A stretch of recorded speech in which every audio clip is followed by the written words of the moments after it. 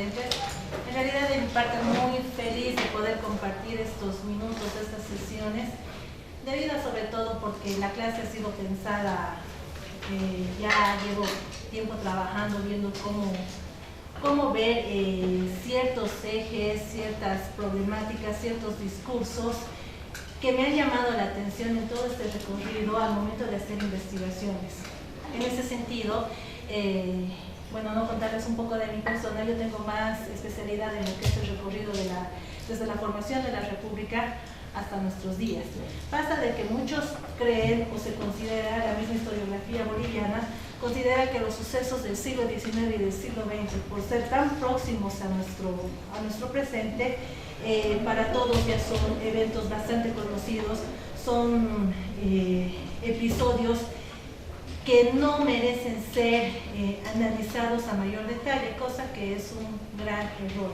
En el siglo XIX y en el siglo XX han pasado muchas cosas, han pasado muchos sucesos, se han dado las grandes contradicciones de la nación boliviana y me parece de que han habido algunos elementos, algunos puntos que han sido la clave para que nosotros podamos entender lo que conocemos dentro de las ciencias sociales como pensamiento social o como imaginario social. El imaginario social, y vamos a trabajar bastante a Cornelius Castoriadis, que es un filósofo y tiene mucho de psicología social. En realidad este filósofo Castoriadis ha tenido un debate muy interesante con Lacan. ¿Por qué? Porque entre el psicoanálisis lacaniano, no así en el freudiano, en el psicoanálisis lacaniano se toma mucho en cuenta lo que es el caso por caso. Es decir, se rompe la idea del estructuralismo, se rompe la idea macro, si ustedes quieren llamarlo, algo con lo que las ciencias sociales han hecho su base de investigación. Cuando se da esta ruptura, Castoriadis lo primero que va a comenzar a cuestionar a Lacan es ese hecho, ¿no? Es decir, ¿por qué el psicoanálisis lacaniano, cuando utiliza el término de imaginario y al ver el caso por caso, no están viendo lo que es la colectividad? ¿Y por qué es importante la colectividad para Castoriadis? Bien, pues porque el imaginario social, entendido en los términos de Castoriadis, permite la vida en sociedad, es decir, hay una psique que es colectiva, que es compartida y que les preexiste a los individuos. Es decir, podríamos hablar, si ustedes quieren, de un ser nacido en Bolivia, pero no ha sido un boliviano. ¿Y por qué va a decir eso el Castoriadis? Porque hay ciertas instituciones que se van a ocupar, ciertas instituciones que van a crear sentido a cada una de esas instituciones para que nosotros podamos crear esta conciencia colectiva. Si tuvieran cualquier duda, le dicen. Ahora lo estamos viendo a un nivel más general, pero poco a poco lo vamos a ir detallando. Para estas 8 sesiones se ha escogido 8 episodios históricos bolivianos que han calado el imaginario social boliviano o el pensamiento social boliviano. Entre ellas están la renuncia de Sucre, del mariscal Sucre, que esto es inicios del siglo XIX, es decir, es el inicio de la formación como república. Nosotros para eso vamos a tener unas lecturas muy interesantes basándonos en el Cóndor de Bolivia. Ese va a ser nuestro punto, el primer punto.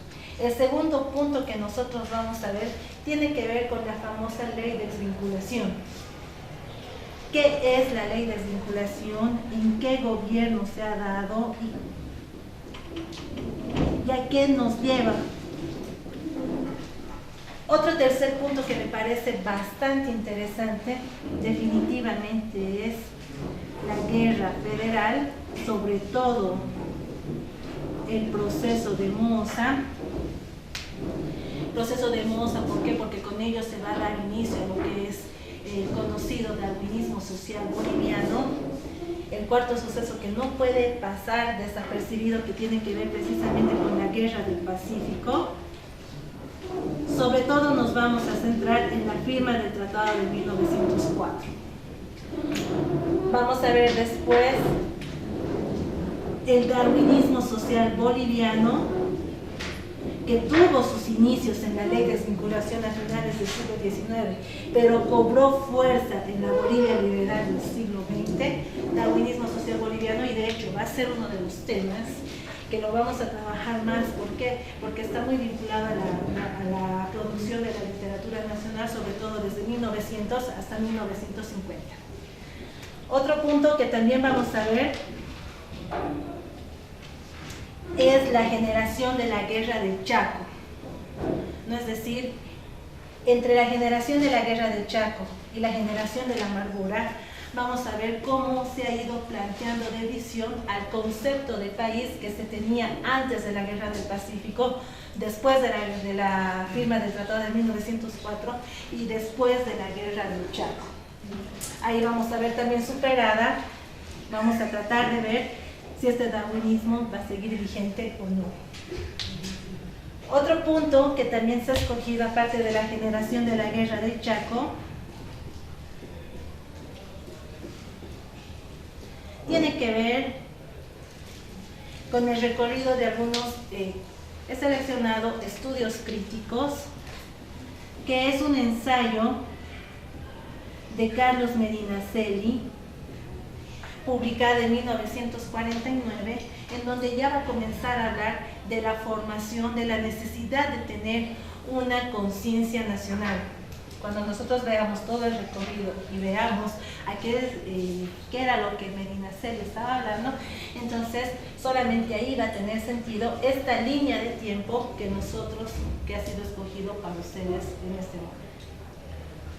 Si tuvieran alguna duda, cualquier cosa, entonces me dicen. Son temas históricos efectivamente, pero ¿cuál es el plus de este curso? Pasa de que la historia solo tiene sentido cuando uno llega a comprender ciertos sucesos. De nada sirve de que uno conozca la cronología exacta de las fechas si no comprende qué es lo que realmente significó en ese momento, ¿no? Entonces estos temas que se han escogido desde la fundación de la República hasta antes de la Revolución del 52 nos van a permitir ver todo este recorrido que hemos tenido que atravesar como sociedad, y vamos a ver los puntos de encuentro y los puntos de quiebre que han tenido nuestros pensadores. Quería preguntarles si es que en la carrera tienen algún curso de historia tal vez, o nada. Es la primera vez entonces que estaríamos viendo esta relación entre historia, literatura y todo esto. ¿Sí? ¿Estoy en lo correcto? ¿O? Sí, algunos prácticamente, digamos, en segundo año se está llevando lo que es la materia de historia de relaciones internacionales, pero enfatizadamente a lo de Bolivia. No tenemos una materia de relaciones historia boliviana, pero sí en materias, digamos, como cultura política boliviana o entre otras materias de relación política, se menciona relativamente a un énfasis de la importancia de tal fecha, pero no así al fondo como usted quiere, digamos, tratar de insertar. Perfecto, entonces no se preocupen, ¿no? Porque en realidad el objetivo de este curso modular no es de que ustedes se vuelvan expertos en historia, definitivamente ese no es nuestro objetivo, sino más bien es de que ustedes puedan tener las herramientas necesarias para que puedan comprender ciertos discursos. A modo de comentario, en el momento en el que se lanzó, en el que se hizo la invitación pública para que puedan participar en este curso modular, muchos preguntaban ¿por qué o para qué? ¿No? Es decir, ¿a qué se debe la importancia? ¿Por qué cree que usted crea que es necesario hablar estos temas? Y bien, la respuesta es simple, ¿no? Pasa de que muy pocos investigadores, muy pocos historiadores, es decir, hay muy poca información que tenga que ver acerca de la formación de nuestro pensamiento social boliviano. Es decir, como bien lo decía, ¿cuál es su nombre? Josías. Como bien lo decía Josías, tenemos a varios autores, sí, hay varios, pero conocemos muy poco de ellos. Estoy segura que muchos de ustedes conocen de nombre a Zabaleta Mercado, pero muy pocos han tenido la oportunidad de leer sus obras, ¿no? Entonces, de eso se trata este curso, se trata de conocer un poco más nuestra producción, de conocer un poco más nuestras mismas contradicciones, nuestras mismas fortalezas y debilidades que nos hacen como país. En ese sentido, estos ejes temáticos que se han escogido nos van a permitir comprender todo este proceso tan difícil. Cuando, digamos, yo les diga un autor como por ejemplo Alcides Arguedas, ustedes por lo menos ya tengan idea a qué contexto se está hablando, qué es lo que se está haciendo y por qué se le está dando este tipo de lectura. Buenas tardes. ¿Tienen alguna pregunta hasta ahí? Muy bien. Más o menos de qué año son todos ustedes, perdón, eso me iba a preguntar. Segundo año me dijeron, ¿no? Segundo año. Bueno, no, en las carreras en las que he ido dando cátedras, por lo general son semestralizados, ¿no? Entonces, al ser analizado, me imagino de que las lecturas que también tienen deben ser, deben trabajarlas con mayor tiempo, ¿verdad? Sí. ¿Hasta aquí se entiende todo? Sí. ¿Estamos todos hasta ahí? Muy bien. Les había dicho que vamos a empezar, sobre todo, vamos a empezar viendo la formación de la naciente república. Es decir, vamos a partir desde cero. Hace años, hace unos 4 o 5 años, cuando estábamos pasando unas clases de historia, alguien me comentaba y me decía de que tener el periódico El Cóndor de Bolivia es el primer periódico que estuvo en circulación, que estuvo en circulación desde 1825 hasta 1828, periódico El Cóndor. ¿Por qué es tan importante este periódico y por qué nosotros lo vamos a estudiar en estas clases? Pasa de que nosotros tenemos una remota idea, o casi no conocemos nada, de cómo es que Bolivia comienza, cuáles han sido sus inicios. Más allá de saber quiénes eran Simón Bolívar, Antonio José de Sucre, parecer no sabemos nada más. Bolívar ha vivido muy poco tiempo, ha estado 4 meses en Bolivia y el que se ha quedado en la administración ha sido Antonio José de Sucre. Para ese entendido, vamos a trabajar los dos documentos. Yo les voy a ir pasando y ustedes lo van a poder ir viendo ya, los documentos que vamos a trabajar. Este es el último mensaje de Antonio José de Sucre, que ha sido publicado para su centenario. Está el mensaje íntegro. No se van a preocupar mucho por los textos que se les va a facilitar, debido a que como son bastante antiguos, todo va a ser digitalizado y ustedes lo van a poder descargar. Pero ahora sí me gustaría que lo vean. Este es el último mensaje y este es el Cóndor de Bolivia. Cuando lo terminen de ver, me lo devuelvo. El William Lofstrom, que es considerado uno de los expertos en el periodo de Antonio José de Sucre, rescata la idea de que el Cóndor de Bolivia debería ser un material bibliográfico indispensable para tratar de comprender el proceso histórico de la nación boliviana. ¿Por qué? Porque en ella nosotros vamos a ver los intereses internos y los intereses externos a los que se enfrentaba Sucre. Buenas tardes. Cuando nosotros hablamos de la naciente formación boliviana, tenemos que estar conscientes, uno, ¿qué les nace a ustedes cuando hablamos de partir de cero? ¿Qué les viene a la cabeza?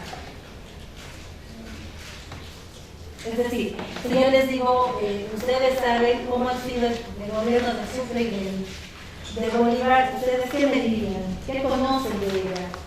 ¿Cuántos conocen cómo ha sido nuestro nacimiento? Lo más general. No importa, así sea lo más general. Ya puede ser. ¿Qué más? ¿Ustedes creen que ha sido un proceso fácil? Porque tranquilamente tenía que, ¿no? Antes de llegar Bolívar a lo que era antes el escenario en este plan de Perú, donde estaba conformando la comunidad andina, que es Colombia, Ecuador, Perú y Bolivia. Obviamente Bolívar desde Venezuela tenía que unir toda esa comunidad para venir aquí a liberar, pero no ha sido fácil, ya que eso trajo consecuencia económica en la Chacra. Bolívar ha tenido que trasjugar, o mejor escapar, porque ya le estaban persiguiendo por todo ese... Prácticamente el gran sueño de Bolívar era la Gran Colombia, pero ya no la cumplí porque la impulsación económica para darnos lo que es hoy en día la República Boliviana ha sido una consecuencia también para él, y por eso se debe a su representación. Pero también, añadiendo también, no era una república así como la conocemos hoy en día, así de una democracia directa o comunitaria y demás, sino era una democracia más, como los letrados no podían ser los elegidos de saber escribir. ¿Cuántos han leído de aquí la primera constitución, la de Bolívar? Ya lo vamos a leer, si nos da tiempo lo vamos a leer, es realmente una belleza, está digitalizado, y si no nos da para leer en este tiempo que vamos a dar las clases, yo les sugiero que lo lean. Tiene razón Josías, no fue una tarea nada fácil. De hecho, cuando se funda el Acta de Independencia, lo que se hace es llamar a los asambleístas de aquella época y se les da tres opciones. La primera opción es de que se puedan, es decir, de que el territorio del Alto Perú pueda anexarse al Perú. Esa era la primera opción. La segunda opción era que pueda anexarse a la Argentina. Y la tercera opción es de que se declaren libres e independientes. Bajo esos tres puntos. Y estos tres puntos se lo ha discutido en las aulas de la Universidad San Francisco Javier en Sucre. Entonces, cuando se firma el Acta de Independencia, y también lo pueden ver en la Casa de la Libertad, cuando se firma el Acta de Independencia, irónicamente estaba también el que va a impulsar esta idea, va a ser Casimiro Barneta. Irónicamente les digo, y ahora no sé por qué. Una vez de que se firme el Acta de Independencia, es decir, pasaban muchas cosas. Es cierto de que se estaba pasando del sistema colonial a un nuevo sistema republicano, con una visión liberal.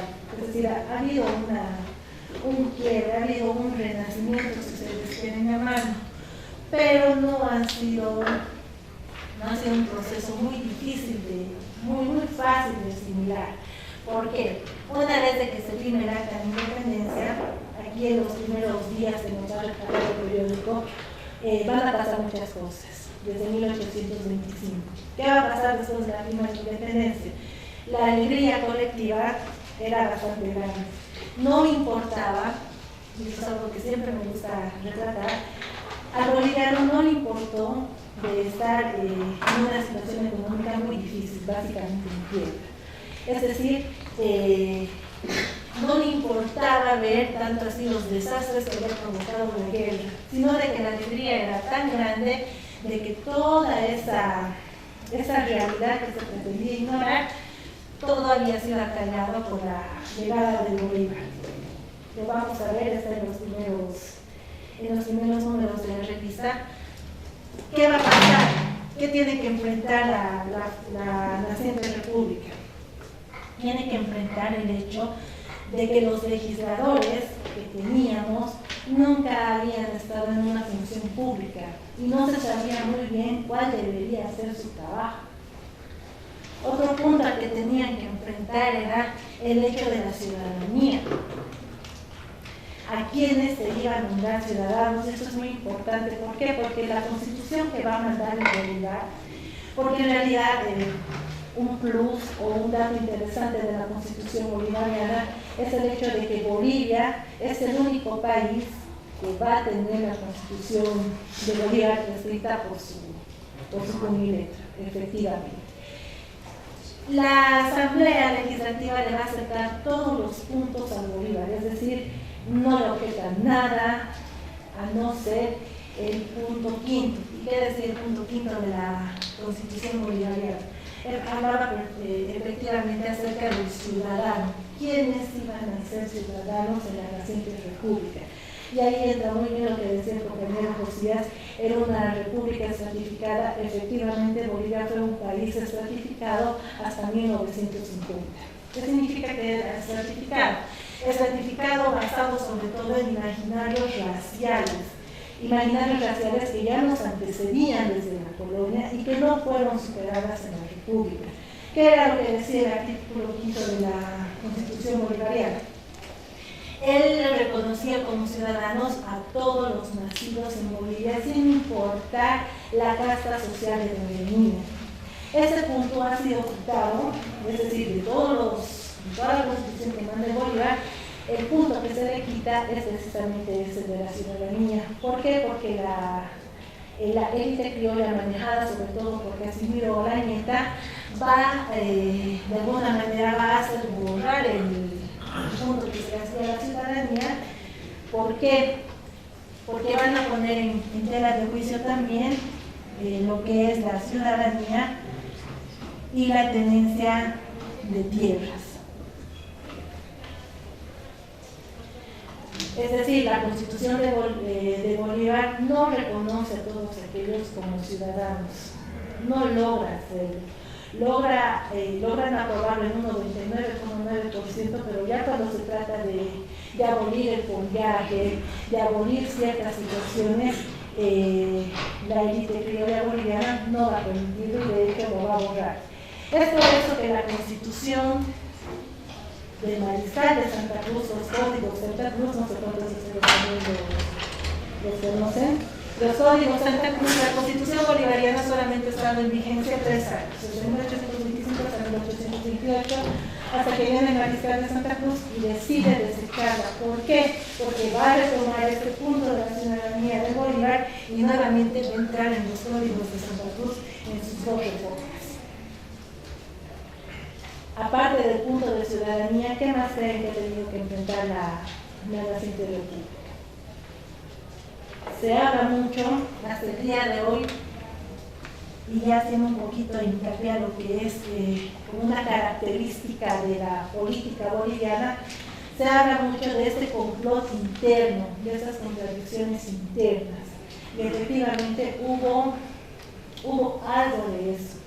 Pero en la época en la que le tocó gobernar a Sucre, lo que más imperaba eran efectivamente las amenazas externas.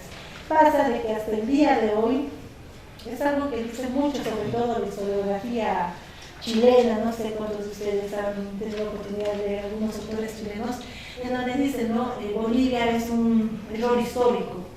Bolivia no debería existir como tal.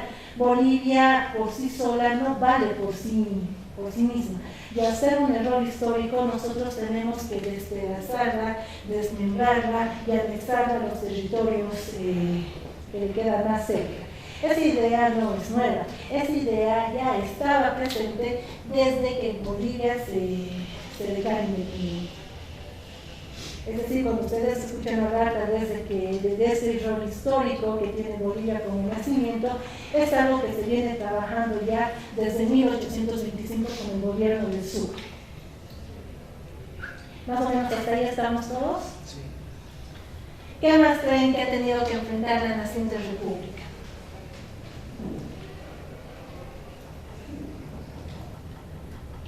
¿Qué puntos más creen que ha tenido que tratar?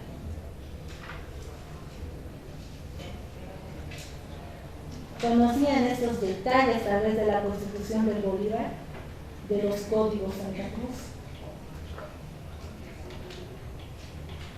El hecho de que el día de hoy existe una reivindicación por los pueblos indígenas tampoco no es casual, ¿no? Es decir, a lo largo de la historia, no solamente republicana, sino también colonial, siempre ha habido estas luchas ideológicas, ¿no? Entonces, A eso quiero llegar, quiero que comprendan de que estos procesos que estamos viviendo en el presente han sido procesos que también se han vivido en el pasado. Han sido probablemente los problemas que estamos enfrentando ahora, han sido los mismos problemas en otro tenor que el país ha tenido que recorrer en estos 200 años, ¿no? Que ya vamos a cumplir en 2025. ¿Hasta ahí estamos todos? ¿Tienen alguna duda? Básicamente, para irnos poniendo un poquito más en el debate. Cuando Sucre asume la presidencia, es decir, Bolívar ha vivido muy poco tiempo en el país, solamente ha vivido 4 meses, y de hecho veo una carta muy bonita dirigida a todos los bolivianos, en donde les dice, no, yo me voy, pero me voy, ¿por qué? Bolívar no tenía la intención de partir de Bolivia, por lo menos no en tan corto tiempo. Lo que pasa es de que la Asamblea Legislativa lo primero que hacen es nombrar a Bolívar presidente, a Sucre vicepresidente y de carácter vitalicio. Y de hecho la Constitución bolivariana va a tener ese detalle, ¿no? Va a tener el hecho de que la presidencia va a ser de carácter... Ay, perdón. Claro, sí. Está bien si lo dejo abierto porque alguien más quisiera. Entonces, ¿en qué estaba, perdón? Que han nombrado carácter vitalicio. Sí, estábamos en que cuando los nombran presidente y vicepresidente, tenía ese carácter de ser, bueno, la presidencia vitalicia, ¿no? Pero el Bolívar recibe una carta desde el Perú en donde él ve la necesidad de abandonar Bolivia, y es en ese momento en donde él va a dejar la administración en las manos del Sucre. Bolívar se queda muy poco tiempo, se queda solamente 5 meses en el país, no se queda más y nunca más retorna. Pese a que él trata de retornar para que Sucre continúe la tarea, ninguno de los dos vuelve a pisar tierra boliviana después de su salida. En ese mensaje, Bolívar va a hacer énfasis al hecho de que, bueno, no les va a decir, esta carta va dirigida a todos los bolivianos, este pronunciamiento va dirigida a todos los bolivianos, grandes, pequeños, es decir, a todos, ¿no? El Bolívar no va a hablar en términos raciales, ni el Bolívar ni el Sucre no van a hablar en términos raciales. La carta hawaiana, si no me equivoco. La carta hawaiana, no, es otra, es una más corta, es una, a ver, debe ser de una media plana, debe ser. La vamos a leer, si lo tienen allá a la mano, la vamos a leer. Pero él les dice, no, básicamente me voy, tengo que abandonarlos, ¿por qué? Porque yo les prometí de que ustedes serían libres y soberanos. Y por esa promesa que yo les hice, y como ustedes desean ser libres e independientes, yo debo marcharme para poner orden en el Perú. ¿Por qué? Porque en el Perú ya había las intenciones de desmembrar a Bolivia, sobre todo por la amenaza del general Gamarra. Entonces ya existía esta amenaza externa y por eso Bolívar decide irse, ¿no? Es decir, Bolívar apresura la salida y se queda muy poco tiempo en el país. Cuando le deja al mariscal Sucre, el mismo Sucre no estaba muy feliz con la decisión que toma el Bolívar, porque él mismo le dice, tú necesitas un administrador y yo solamente soy un militar, yo soy estratega, no soy un administrador. Pero el Bolívar confiaba tanto en el Sucre que le deja la presidencia. ¿Cómo va a reaccionar la Asamblea con la decisión que toma el Bolívar? La Asamblea va a reaccionar de una manera muy benévola, por lo menos durante las primeras sesiones. ¿Por qué? Porque el Sucre, un año después, va a ser elegido presidente mediante voto. Un 6 de agosto, también en 1826, después de que Bolívar lo deja a cargo, el Sucre asume la presidencia ya mediante elecciones nacionales. Fueron unas elecciones, como ustedes imaginarán, que no son como las que ahora vivimos, ¿no? Efectivamente no, ¿por qué? Porque todavía se estaba debatiendo la aprobación de la Constitución, es decir, había muchos detalles, y fue una elección más o menos fortuita, en donde el Sucre sí asume la presidencia de manera continua. Con respecto a las medallas, también hay una anécdota que es muy bonita y que siempre se les dice, Bolívar y el Sucre, liberales como eran, tenían mucha fe, tenían una confianza ciega a la formación y al papel que deberían jugar las instituciones. Es decir, eran hombres muy respetuosos de ley, eran hombres que confiaban bastante en que estas instituciones iban a ser los verdaderos puentes para que Bolivia pueda convertirse en una nación poderosa. Y lo van a demostrar entre Bolívar y el Sucre, mientras estaban los dos, ambos, el Sucre lo va a demostrar de todas las maneras mientras él se quedó ya en los últimos años. Uno de los hechos y una de las anécdotas también que es muy bonito recordar tiene que ver acerca de qué pensaban el Bolívar y el Sucre acerca del Congreso. Cuando llegan, cuando tienen la visita oficial en Sucre, se prepara una fiesta, se dice que fue una fiesta bastante larga que duró durante 7 días. ¿Perdón? Sí, era una fiesta bastante larga y bueno, pues los bolivianos estaban muy emocionados por tenerlos al mariscal Sucre y al libertador Bolívar.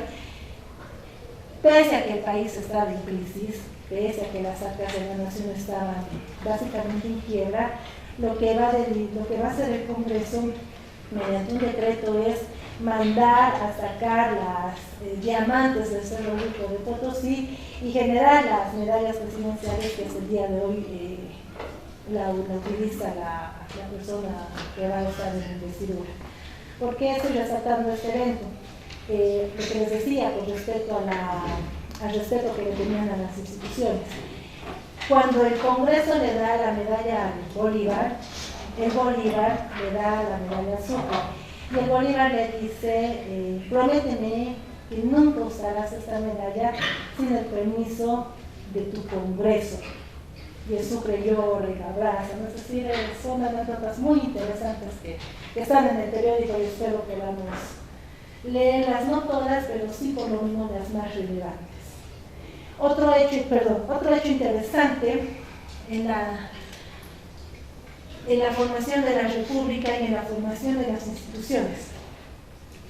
Cuando el Bolívar estaba, han decretado casi como 474 decretos, es lo que se dice. Pero el Sucre se sentía mucho más confiado al estar gobernando con el Bolívar, debido a que él no sentía mucho la carga. La carga ya fue cuando él se vio realmente solo.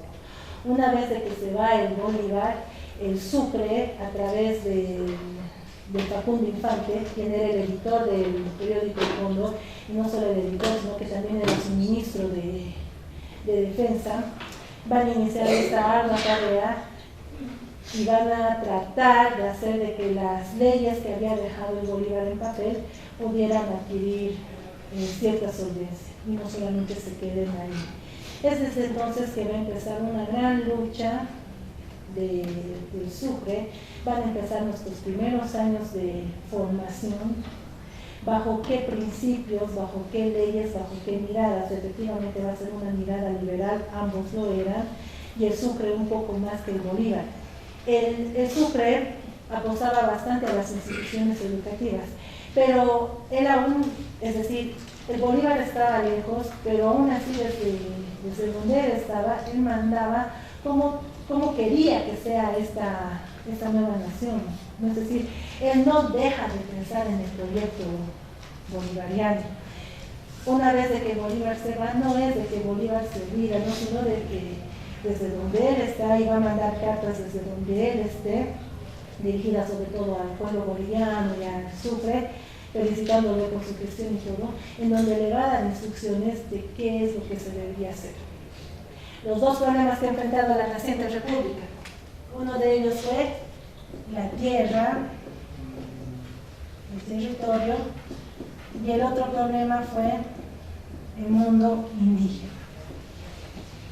El problema del indio, que es muy repetido en el siglo XX, que tiene una connotación bastante fuerte, sobre todo en el discurso literario, en algunos autores de Sangueras, Prudencio Bustillo o el mismo Chilveches, por ejemplo, van a adquirir una resonancia ya anterior.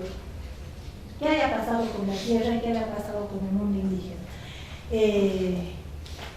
Es decir, el Bolívar y el Sucre, y sobre todo el Sucre, creían en un estado laico, ¿no? Es decir, en donde la Iglesia Católica no debería tener ningún interés en cuanto se refiere a los intereses de Estado. Es por eso que la primera reforma agraria en el gobierno del Sucre va a tener que ver precisamente con la tierra. Pero a quienes se les va a quitar este excedente, no se les va a quitar a los indígenas. El Sucre, el Mariscal de Santa Cruz y el mismo Jesús van a conservar los títulos de propiedad que les antecedían desde la colonia. No nos olvidemos que los títulos de propiedad, cuando se hacen las reformas toledanas, en realidad son los que dividen entre españoles e indígenas básicamente con el censo de Toledo. ¿Qué va a hacer el Toledo?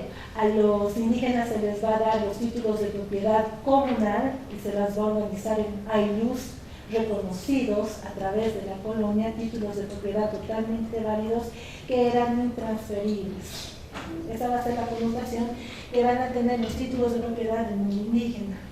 La Iglesia tenía bastantes propiedades, y sí, es ahí donde la reforma agraria, la primera reforma agraria de la República, va a ir a atacar a las tierras del clero. No se va a tocar al mundo indígena, se va a tocar el excedente del clero. ¿Hasta ahí estamos todos? No. Cuando el Sucre comienza a analizar la idea de los impuestos y la idea de la ciudadanía, porque en realidad el Sucre ya se había percatado de que, bueno, no vamos a decir tal vez la élite criolla, sino vamos a hablar de las primeras contradicciones que ya había. El Sucre ya se había dado cuenta de que pasar del sistema colonial al nuevo sistema republicano no iba a ser para nada una tarea fácil. Era volver a empezar desde cero, era volver a crear instituciones desde cero que permitan tener esta idea, esta vida que ellos querían dar a los bolivianos. Cuando al Sucre se le pregunta qué vamos a hacer con las tierras de los aylus, el Sucre las va a mantener intactas. La República, la Constitución bolivariana y el gobierno de Sucre no tocan las tierras comunales.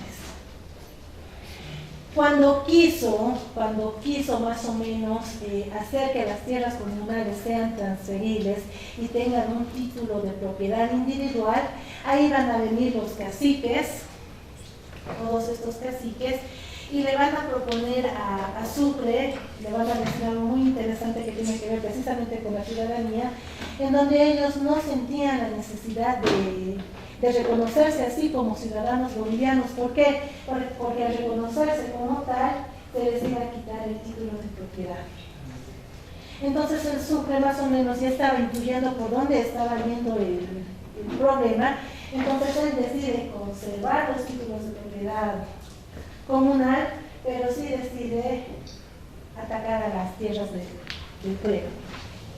Esa va a ser una de las grandes reformas del gobierno de Sucre. ¿Por qué es importante que nosotros nos detengamos acá? Lo que les decía, los títulos de propiedad no los va a tocar ni el Sucre, ni el Mariscal de Santa Cruz, ni siquiera el Guaranián, sino de que esta idea de los títulos de propiedad en manos muertas va a ser sobre todo un discurso que va a estar presente a mediados del siglo XIX, y de hecho solamente antes de ingresar al siglo XX se da la ley de desvinculación, en donde efectivamente ya no se ataca a las tierras del pueblo, sino ya es un ataque directo a los títulos de propiedad comunal. Pero en el siglo XIX, ahorita estamos a inicios, estamos en 1825, 1828.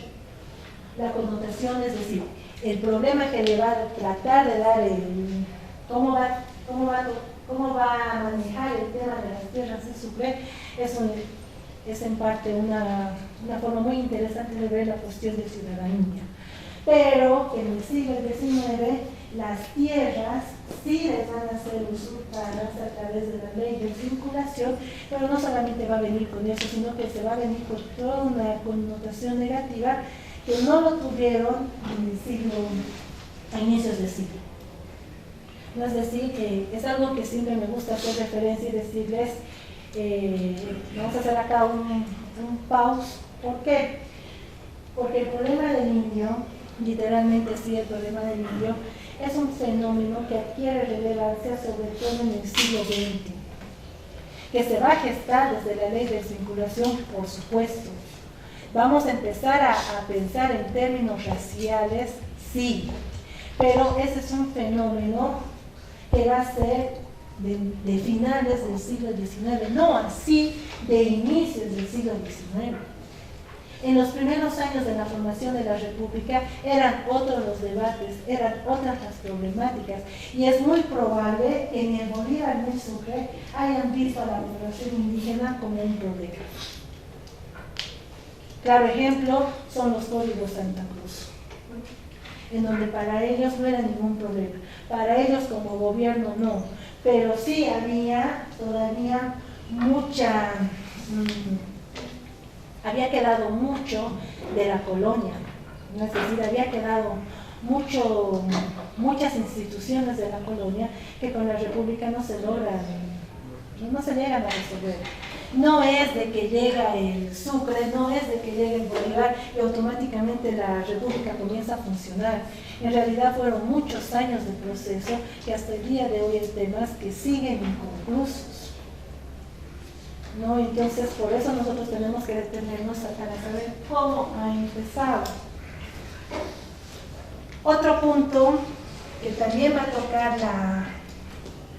lo va a tocar el gobierno de Sucre, efectivamente, porque estaba en la Constitución bolivariana, van a ser los 4 poderes. En el gobierno de Sucre, y es lo que plantea la Constitución bolivariana, vamos a estar divididos en 4 poderes.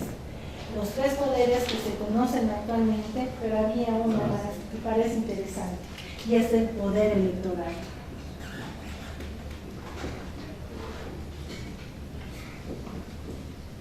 El poder electoral que va a lanzar la Constitución bolivariana y que el gobierno de Sucre va a tratar de materializarlo, va a ser una connotación muy interesante. ¿Por qué? Porque si bien es cierto de que se mantiene mucho de la Constitución bolivariana, ¿en qué sentido? En la organización del Estado. Estamos divididos en 3 poderes. Pero el poder electoral es algo que ni el Sucre ni el Bolívar tenían muy en claro cómo se iba a llevar a cabo. ¿Por qué? Porque no se olviden de que ya estábamos arrastrando el problema de la ciudadanía, que estaba muy ligada a la tenencia de las tierras. Es decir, los mismos cacicazgos, las mismas comunidades indígenas se rehusaban a ser consideradas como categorizadas como bolivianas, debido a que si se los ponía dentro de un mismo estrato se les iba a quitar las tierras de título comunal. Entonces, cuando se comienza a plantear el poder electoral y se comienza a ver los efectos de la ciudadanía, efectivamente vamos a ver de que había muchas contradicciones al interior de ella. Es decir, era una ciudadanía condicionada, era una ciudadanía que no te preexistía, era una ciudadanía que estaba muy racionalizada en este caso, ¿no? No es como el día de hoy, por ejemplo, no todos somos ciudadanos bolivianos, sin importar nuestro origen, sin importar nuestros ingresos, sin importar sin importar nada, no es decir, por el simple hecho de nacer en territorio boliviano ya se nos da la ciudadanía boliviana. En cambio, con el poder electoral y la cuestión de ciudadanía y la cuestión de las tierras, era una ciudadanía, si ustedes quieren llamarlo, a medias. Por esas razones de que Santa Cruz, cuando propone los códigos Santa Cruz, va a eliminar el poder electoral de la administración estatal. ¿Qué les parece? ¿Hasta ahí tienen algún comentario tal vez? Disculpe, Dígame. en esta situación del poder electoral solamente se reconoce a los, vamos a decirlo así, a los españoles, a los mestizos, y no a los nativos, no a los indígenas. En esta primera. En esta primera, mira, la ciudadanía en la Constitución bolivariana es bien interesante porque no se manejan en términos raciales. No, es decir, para el Sucre no era necesario hablar en términos raciales, pero sí era condicionada debido a que te ponían ciertos elementos: ser varón, ser mayor de 18 años, tener un ingreso. Ahí, por ejemplo, ellos ponían, digamos, 500 pesos bolivianos, podía ser un artesano libre o podía ser un comerciante, sí, pero tenías que tener un ingreso. No era para todos, efectivamente. Donde nosotros vamos a ver todas las contradicciones de este poder electoral, y sí, basándonos en términos raciales, en las elecciones desde el Belsu, y todos los caudillos bárbaros, todos los caudillos letrados que van a ser funcionales en las elecciones del siglo XX. Ahí sí todo va a ser en cuestiones raciales. Ahí sí. En el inicio, el Bolívar y el Sucre no pensaban tanto así en términos raciales, pero ya los que le van a suceder, sí. ¿Por qué? Porque van a pasar, es decir, acá el problema de la tierra está resuelto con el término de ciudadanía. Pero ¿qué va a pasar con el problema de la tierra ya cuando se dicta la ley de desvinculación? Va a haber una connotación racial que va a ser muy fuerte y va a ser muy difícil de evadir. Pero eso ya va a ser a finales del siglo XIX. Ahora, en el inicio no se piensa en términos raciales, o por lo menos no con la connotación negativa característica de la Bolivia liberal de inicios del siglo XX. Una aclaracióncita, alguna duda respecto cuando querían anexar a La Paz, al Perú, con Camala, ¿verdad? Dice que van tropas del oriente a defender a La Paz para que no sea anexado al Perú. ¿Es cierto eso? Sí, sí, es cierto. Van potosinos también. Se tiene conocimiento de dos, porque dejan las cartas el Manuel Lanza y el prefecto de Potosí. Y Santa Cruz es el primero en oponerse a que se desmiembre. Efectivamente es cierto. Sí. Claro, le pregunto por el problema que existe actualmente, ¿no? En Santa Cruz, entre los pollas y prácticamente los carnes. Sí. Está bien explicada así. ¿Cuál es tu nombre, disculpa? Yo soy Mario. Mario. Yendo precisamente a lo que dice Mario, es ahí donde quiero llegar. Él nos decía, por ejemplo, esta dicotomía que existe entre Oriente y Occidente, sí es cierto y tiene que ser analizado, pero a través de ciertos contextos. Y a través de estas lecturas que nos van a permitir comprender por qué ciertos caracteres cambian. En realidad, ¿dónde se gesta, dónde se va gestando la traición al gobierno de Sucre? No va a ser en Cochabamba, no va a ser en Sucre, no va a ser en Potosí, sino va a ser en La Paz. La Paz, mucho antes que Santa Cruz, tenía una visión bastante regionalista. No se olviden que La Paz ha sido la que impulsa la guerra federal, ¿no? Entonces, estas cuestiones de regionalismo y todos ellos hay que saberlas comprender en ciertos contextos históricos que nos van a permitir comprender el presente. Pero lo que dice Mario es totalmente cierto. Santa Cruz se opuso a que Bolivia se desmiembre. Efectivamente, sí se opuso. Y no fueron los únicos. En realidad, Un dato interesante es de que cuando se da el motín y Sucre trata de defenderse, y ahí es donde le hieren el brazo derecho, y la gente comienza a salir, ¿no? El mismo Facundo Infante va a sacar en las notas y va a decir: ningún boliviano está dispuesto a salir en contra del Sucre, y era verdad. Era, en gran parte, era cierto. Pese a que se tenía ya el ejército de Gamarra ya en La Paz, y ya estaba a punto de declararlo como su territorio si es que el Sucre no renunciaba, entonces es muy probable de que Bolivia, una vez más, los bolivianos hubieran salido con las armas que tenían. Es muy probable que sí, y el Sucre, precisamente para evitar eso, firma su renuncia. Y una de las renuncias más emotivas dentro de todas las renuncias que hemos visto a lo largo de nuestra historia es precisamente la del Sucre. ¿Por qué? Porque el Sucre renuncia frente a un Congreso vacío.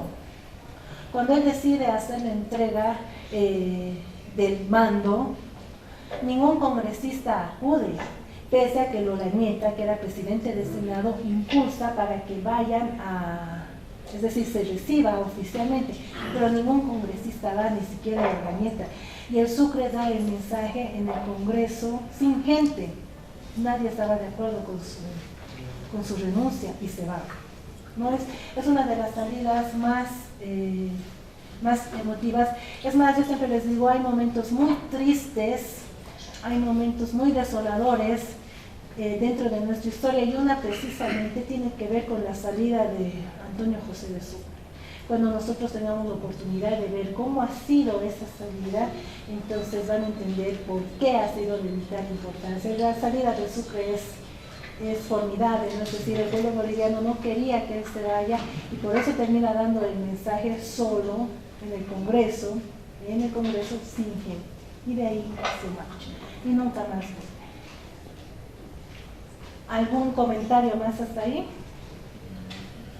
En la denuncia del presidente Sucre tiene que ver tanto con Dañeta para el movimiento que se ha dado de la denuncia. Después de esto, ¿qué ha hecho con Dañeta con el país? Ese contexto me podría explicar por qué era caudillo, y de qué parte era ese sujeto, porque era el que desde que Bolívar creo que le dio el poder a Sucre, Dañeta ha ido organizando a la gente para que lleve la contra al mariscal Sucre. Sí, efectivamente, Lolañeta era lo que se le conoce con el término tinterillo, ¿no? Ni con unos ni con otros, era un queda bien. ¿Qué va a pasar con el Lolañeta después? Es una pregunta muy interesante. Cuando vuelve el mariscal Santa Cruz, el Lolañeta se va a volver nuevamente presidente del Senado. Lo va a traicionar otra vez al mariscal de Santa Cruz. Va a ser el gran culpable de que pierda la batalla de Yungay, y no conforme con eso va a iniciar un juicio de responsabilidades a través del Congreso, y donde, bueno, ¿qué les digo? Las palabras que voy a utilizar para referirse a Santa Cruz van a ser las siguientes, ¿no? Gracias a Dios nos libramos de ese monstruo, y lo va a hacer desde el Congreso. Es decir, el tipo era traicionero, no tenía ninguna connotación positiva, pero siempre estaba en las altas esferas del poder. ¿No se lo podía matar? En esos tiempos el matar a las personas era normal. Sí. Hay una carta muy bonita, porque ¿sabes? Es bien interesante. ¿Qué va a pasar con el Lolañeta cuando ya ve que su plan está por fracasar? ¿Por qué? Porque cuando ya el Sucre estaba herido, el Sucre va y se refugia en su casa, pero mandan a centinelas a resguardarlo. Y la gente, al ver de que ya estaba en peligro, la gente, Bolivia no tenía ejército.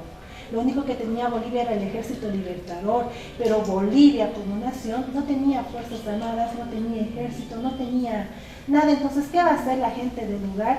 Va a agarrar palos, va a agarrar piedras, va a agarrar lo que tenía en mano, y se van donde vivía el Sucre, en la Casa de la Libertad. Van y se apuestan en las puertas para protegerlo y esperar que nada malo le pase. Cuando el Lolañeta ya comienza a ver de que la gente no estaba dispuesta a traicionar a Sucre, lo que va a hacer es mandarla a su esposa a que interceda para que le pida clemencia para el Olañeta. El Sucre, como era un hombre muy educado, era un hombre muy letrado, la va a recibir y le va a decir que comprende sus intenciones y que no le va a dar ningún tipo de castigo porque él comprendía de que se había arrepentido. Y en efecto Olañeta parecía arrepentido, pero a los 5 minutos después de que sale su esposa, comienza otra vez a confabular en la plaza en contra de Sucre. Y bueno, no lo mataron porque el tipo era muy hábil, era demasiado hábil para mantenerse siempre en las altas esferas del poder. Lo último que hizo el Congreso boliviano, ya en manos de Olañeta, y lo más vergonzoso fue en la caída del mismo Santa Cruz, cuando mandan una carta a las Fuerzas Armadas chilenas agradeciéndoles por habernos liberado de ese abominable hombre. Y sí, está en esas palabras, abominable hombre. Bueno, son páginas de nuestra historia que ¿qué podemos hacer? Estamos rodeados de Olañetas, es una triste realidad. Entonces, desde nuestra fundación somos así traicioneros, nosotros siempre nos traicionamos. Porque hay que caber resaltar que nosotros somos los traidores para que Perú haya querido sumar muchas cosas. Cada cosa siempre el boliviano se anda siguiendo padres entre nosotros. Sí, efectivamente, no, el boliviano es el enemigo de otro boliviano, tristemente sí es cierto. De hecho, no se olviden de que la firma del tratado lo van a hacer precisamente unos cuantos traidores, ¿no? Que van a sesionar a puerta cerrada del Congreso, los van a... lo que pasa con la firma del tratado es terrible, ¿no? Se les van a hacer sesiones muy difíciles de comprender y van a ser, como tú dices, a base de traición y mentiras. Bueno, pero esa es nuestra historia y nosotros tenemos que saberla leer, tenemos que saberla interpretar para, bueno, pues poder comprender también qué es lo que está pasando en nuestro presente. Por eso es importante de que nosotros conozcamos desde nuestro nacimiento y podamos hacer el recorrido de todos estos acontecimientos que han calado este pensamiento social boliviano. Perdón, ¿tienen alguna pregunta más?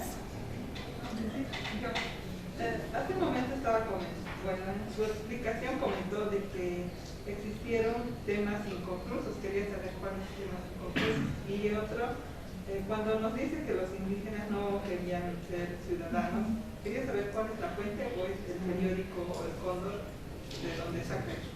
Mira, el mismo Löfström comienza a hablar de la ciudadanía, ¿no? Es decir, el Löfström, que es el experto en Sucre, comienza a hablar de los términos de ciudadanía. Pero no es de que ellos rechazan enfáticamente el proyecto de ciudadanía, sino de que ellos lo veían con el hecho de que si todos iban a ser iguales frente al Estado, efectivamente se les iba a quitar los títulos de propiedad comunal. Era sobre todo por la tenencia de tierras. ¿Qué temas han permanecido inconclusos? Precisamente el tema de ciudadanía, el tema de los impuestos, el tema de las tierras. Hasta el día de hoy Bolivia no sabe qué hacer con esos tres puntos.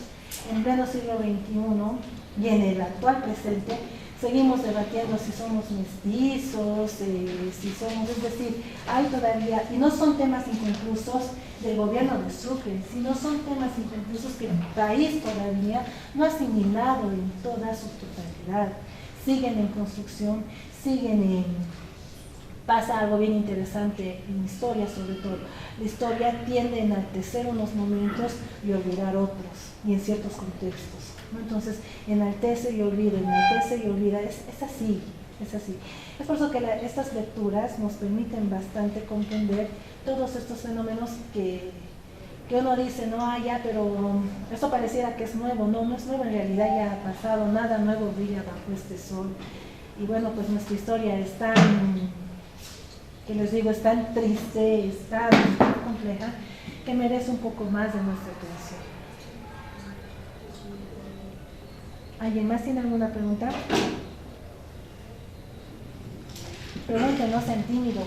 El mensaje del Sucre, quería preguntarles si es que quieren que lo escanee el mensaje del Sucre o tal vez alguna parte del periódico. El mensaje del Sucre. el mensaje del sur. Sí, Más, yo también me gustaría, por favor, si es que tuvieran ahí en la bibliografía, que nos pueda compartir más sobre Facundo Infante. Me tengo mucho interés sobre este editor que ha sido también ministro de Bolívar, que yo la verdad no sabía nada de este personaje. Y sí, me alegra de que preguntes, porque en realidad acerca de Facundo Infante se conoce muy poco. Solamente el William Lawson y el Arnade hacen algunas referencias del editor del periódico El Cóndor y que va a ser leal hasta el final.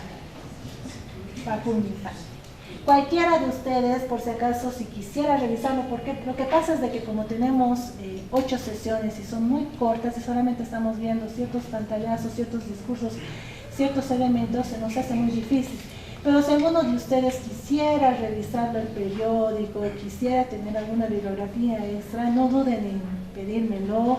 Estamos aquí a su disposición. De hecho, de eso se trata, de generar espacios de debate y reflexión que nos permitan generar algunas futuras investigaciones, ¿no? Entonces, si alguien quisiera, con todo gusto se le facilita, ¿no? Hace años yo estaba pidiendo la digitalización de este periódico, por eso les decía, para mí es mucho más fácil digitalizar el mensaje del Sucre que digitalizar todo el periódico, ¿no? Entonces, pero si alguien quisiera revisarlo, está a su disposición. Continuamos entonces. ¿Qué más creen de que ha pasado con el Olañeta, con el Sucre, con el Bolívar? Ya habíamos visto la Constitución bolivariana. La Constitución del Bolívar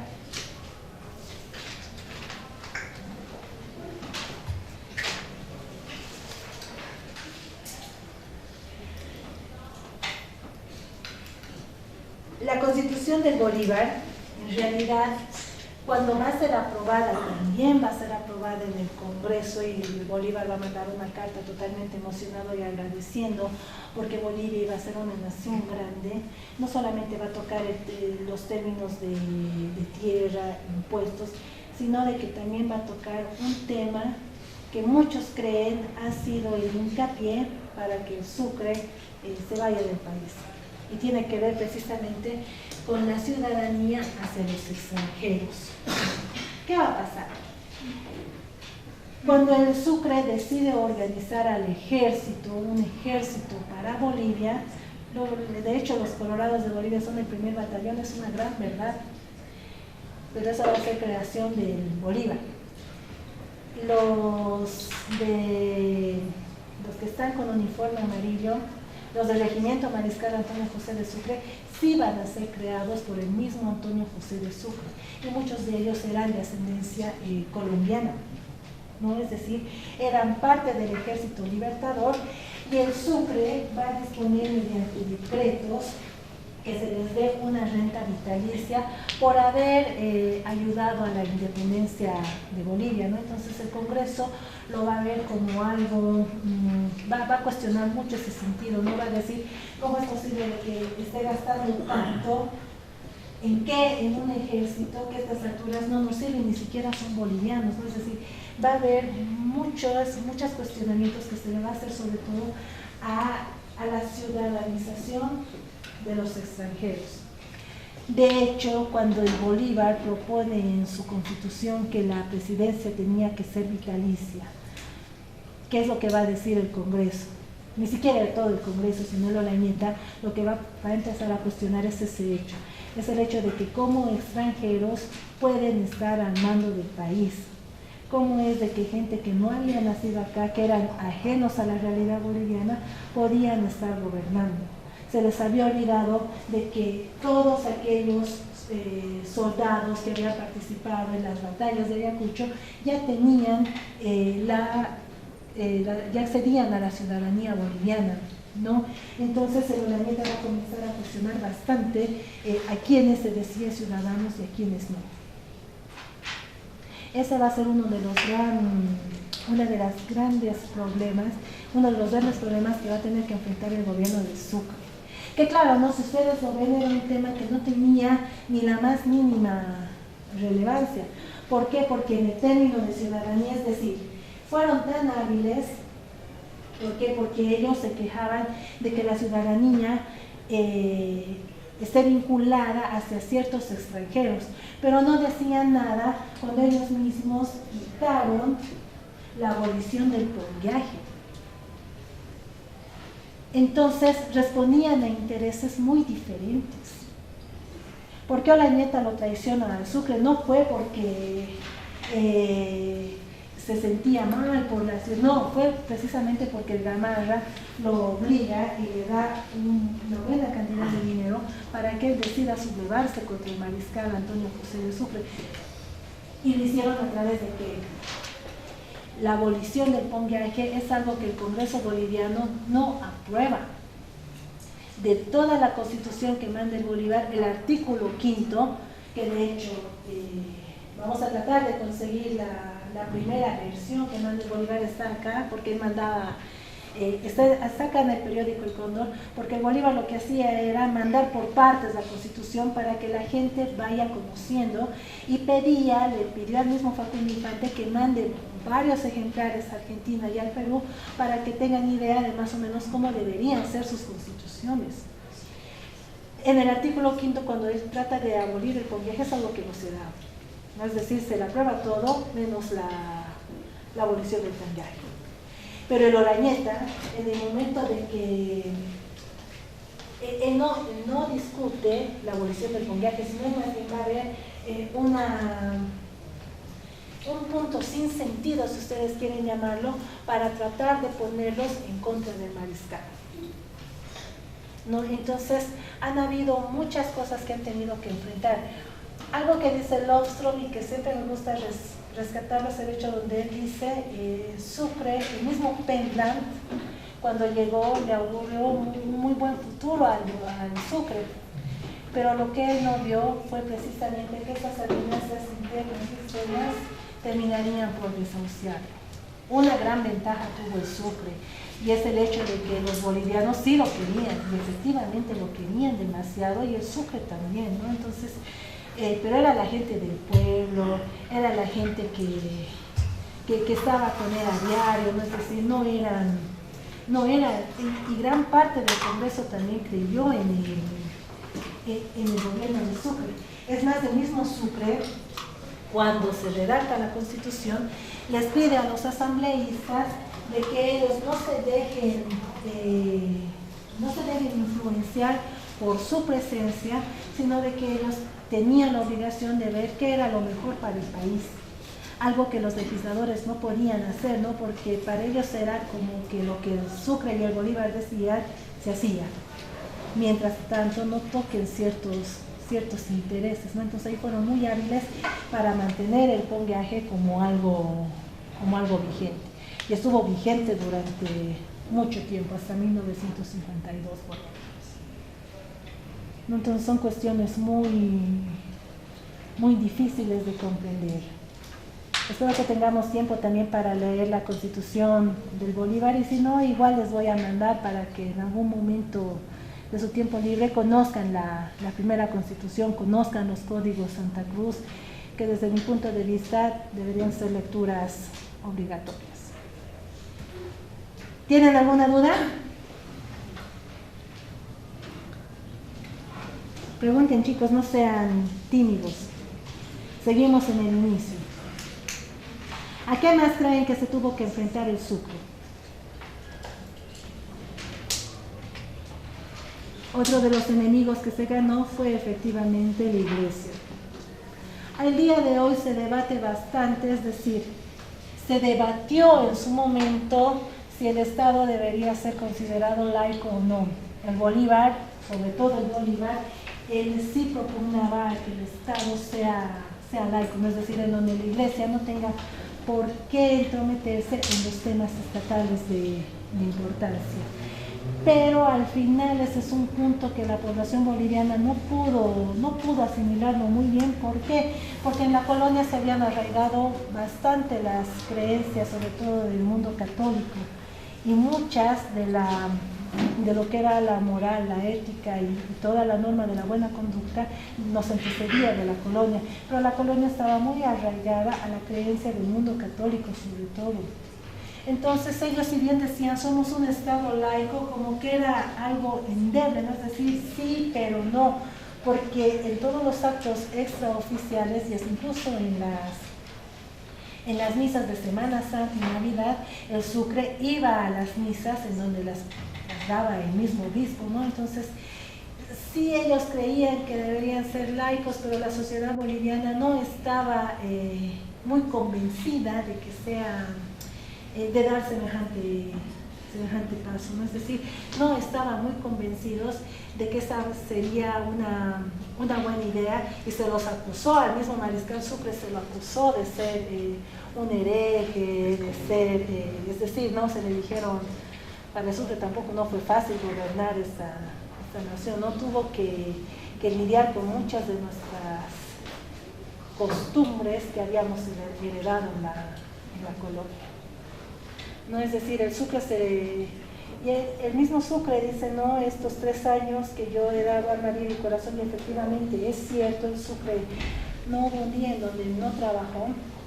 Era un hombre muy educado, muy letrado, capaz de poder comprender las grandes complejidades que estaba atravesando el país, pero ni con toda su buena voluntad al final pudo lidiar con estas grandes contradicciones que ya estaban latentes desde nuestra formación. ¿Se entiende hasta ahí? De hecho, el mismo Sucre, es que va a pasar algo bien interesante también. Cuando hablamos del gobierno del Sucre, estamos hablando desde 1826 hasta 1828. Va a haber una novela, que ustedes la conocen, que es precisamente Juan de la Rosa. No sé cuántos de ustedes la han leído, que ha sido publicada en 1885. ¿La han leído? De Nathaniel Aguirre. Es una hermosa novela, una de nuestras novelas fundacionales. ¿Perdón? No se escucha. Perdón. No sé cuántos de ustedes han tenido la oportunidad de leer Juan de la Rosa de Nathaniel Aguirre, publicada en 1885. Una hermosa novela. ¿Por qué es importante esta novela y que ustedes puedan leerla? ¿Por qué? Porque ahí se va a retratar el día a día, se van a retratar estas contradicciones que ya existían al interior de la sociedad boliviana. Es decir, era una lucha patriota, efectivamente, pero no todos tenían por qué estar de acuerdo.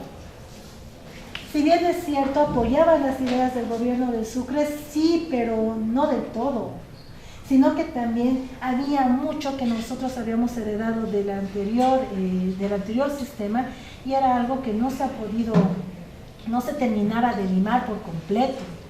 Entonces, en esta novela, ustedes cuando lean, van a poder ver la cotidianidad, sobre todo de la sociedad cochabambina, a qué se enfrentaban, a qué se dedicaban, qué era lo que hacían, cuál era el sustento el vivir, ¿no? Es decir, la cotidianidad. Y más o menos esto va a reflejar este periodo. Como les decía anteriormente, no es que cuando el Sucre se hace cargo de la nación, todos los problemas del país desaparecen. Es más bien, empiezan todos los problemas.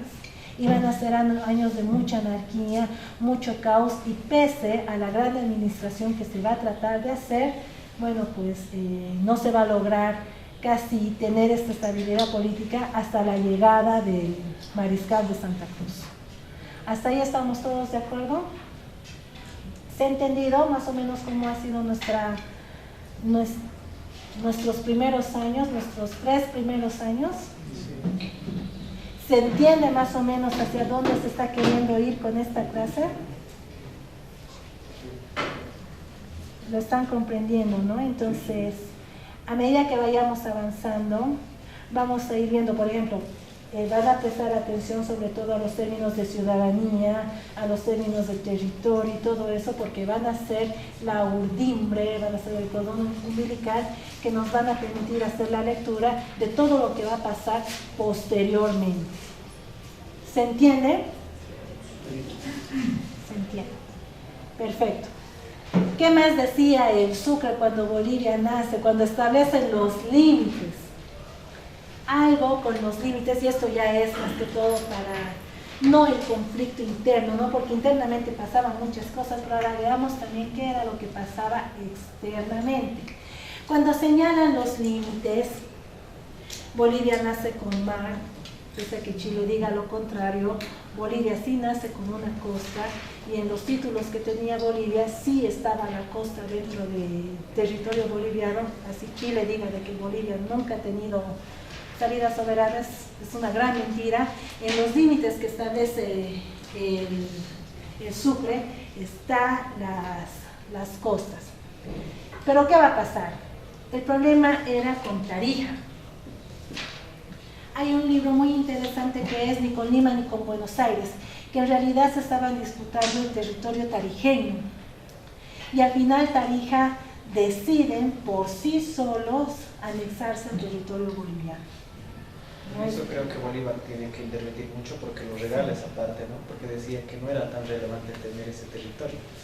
En esa parte se diría que la historia comienza con esas rupturas que hay dentro del país y el saqueo que ha tenido Bolivia dentro de la historia. Según dicen, un texto que leí, que empieza desde Bolívar, ¿no? Porque empieza a regalar parte de nuestro territorio que son salidas a los mares y a los puertos. Sí, puede que sí, para no generar mayor conflicto. Sí. Puede que sí, porque no se olviden de que nosotros ya teníamos la amenaza de Gamarra, por un lado. O sea, por un lado teníamos la amenaza del Perú y por otro lado teníamos la amenaza de Argentina en un territorio que no tenía nada más que la buena vibra, si ustedes quieren llamarlo, que solamente tenía es decir, su alegría no le permitía ver a lo que realmente se estaba enfrentando. Es verdad, es una gran verdad. Habíamos visto los problemas internos, ahora los problemas externos. ¿Qué pasó con Tarija? Es cierto. ¿Perdón? Disculpe.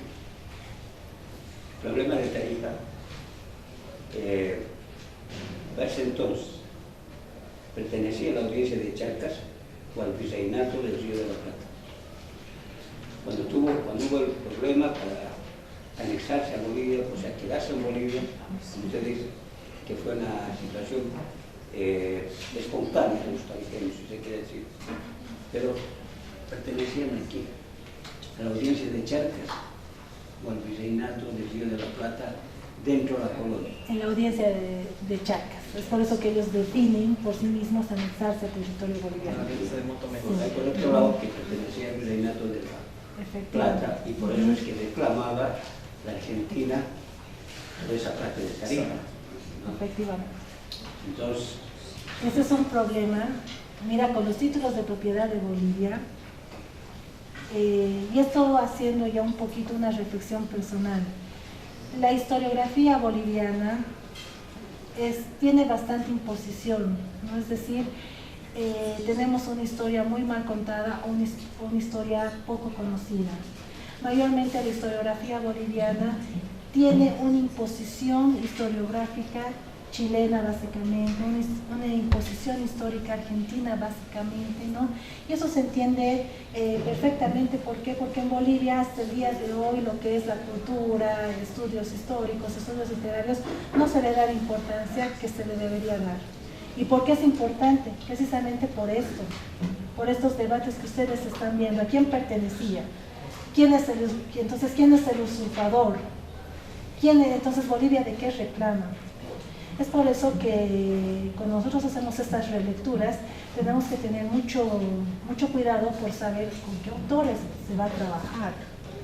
Lo de bueno es de que hay interesantes estudios serios. Uno de ellos es precisamente ni con Lima ni con Buenos Aires, es la decisión que toma Tarija de por fin anexarse. Pero este problema que está señalando en que si le pertenecía o no le pertenecía, es el mismo problema que nosotros lo vamos a tener con el Bulnes antes de ingresar a la Guerra del Pacífico. ¿Por qué? Porque es decir, los límites que ellos pusieron a fin de cuentas no fueron reconocidos. Y con el mismo Bulnes, el Bulnes, ¿qué va a hacer? El Bulnes va a comenzar a reclamar, va a decir que tiene títulos de propiedad del litoral boliviano. ¿Perdón? Supuesto, creo que era, ¿no? Sí, mucho más antes, desde Atacama, ¿no? Entonces va a decir que desde Atacama y todo lo que decía el litoral boliviano ya le pertenecía a Chile y que él tenía los títulos de propiedad para demostrarlos. Entonces este tema de territorios es pues un tema que la verdad se lo debería trabajar estratégicamente para precisamente que Bolivia sepa cuánto tiene, qué no tiene, y todo eso es un tema que se lo tiene que trabajar. ¿Por qué ríos han sido desviados? ¿Por qué manantiales han sido secados artificialmente? Precisamente porque no somos conscientes de lo que en verdad tenemos, ¿no? Y al final no sabemos quién es el usurpado, quién es el usurpador, quién es la víctima y quién es el victimario, ¿no? Entonces, esperemos que, bueno, pues todos estos temas algún día se terminen por subsanar, y lo que dices es una total verdad. Hay territorios bolivianos que no se sabe de quiénes son, a quién pertenecen, entonces necesitamos ahí una mayor atención, es verdad. Pero en el caso boliviano, Tarija decide anexarse al territorio boliviano. Esa decisión no le gustó ni al Perú ni a Buenos Aires, y el primer ataque que nosotros vamos a tener va a ser precisamente desde el Perú. Es la confabulación argentina-peruana la que va a hacer que finalmente Bolivia se vea desprotegida con la salida del Sucre. ¿No? Porque la tarea que se tiene, como les decía al principio, es algo que se está repitiendo hasta el día de hoy, es precisamente recalcar que Bolivia es un estado fallido, es un error histórico. Bolivia no debería haber nacido no debería haber sido independiente como tal, sino lo que se tiene que hacer es balcanizarlo, es desmembrarlo, y esa amenaza externa sigue vigente hasta el día de hoy. No es algo que se ha subsanado. ¿Perdón? Chile. Sí, Chile, efectivamente. Entonces son temas que no están subsanados. Esta amenaza extranjera, esta amenaza externa, sí es real. Lo fue real en la guerra del Chaco, lo fue real en la guerra del Pacífico, lo fue real en la guerra del Acre, es decir, fue real desde nuestro nacimiento. Sigue siendo vigente, sigue siendo vigente. ¿Alguien más tiene alguna pregunta? Me van a decir si estamos en hora, porque yo tiendo a extenderme en las horas.